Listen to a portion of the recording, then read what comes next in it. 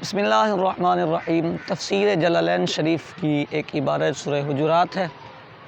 مالک ارض و سما جل جلالہ نے ارشاد فرمایا ہے، یمنون علیک ان اسلموا قل لا تمنوا علی اسلامکم بل اللہ یمن علیکم ان ہداکم للایمان ان کنتم صادقین۔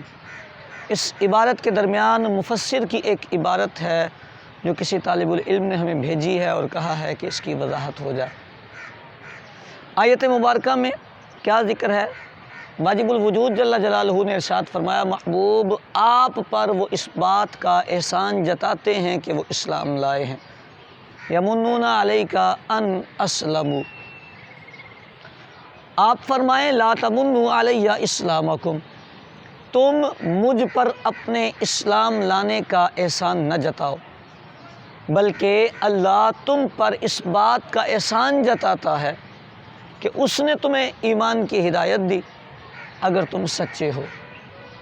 کلام باری تعالیٰ کا ترجمہ یہ ہے۔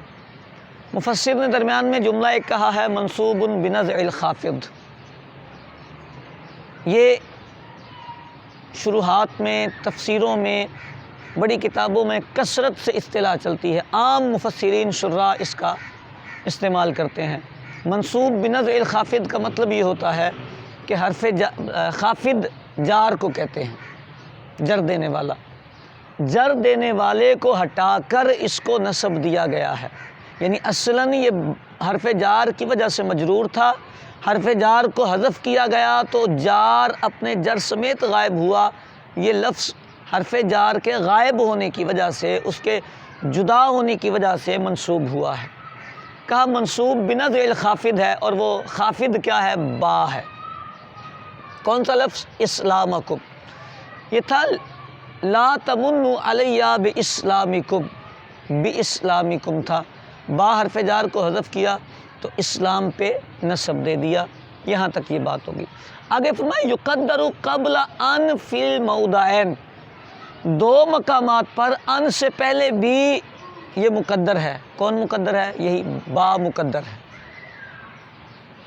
دو مقامات کون سے ہیں جہاں ان آیا ہے؟ ایک مقام ہے یہ والا اور دوسرا مقام ہے یہ والا، ٹھیک ہو گئی؟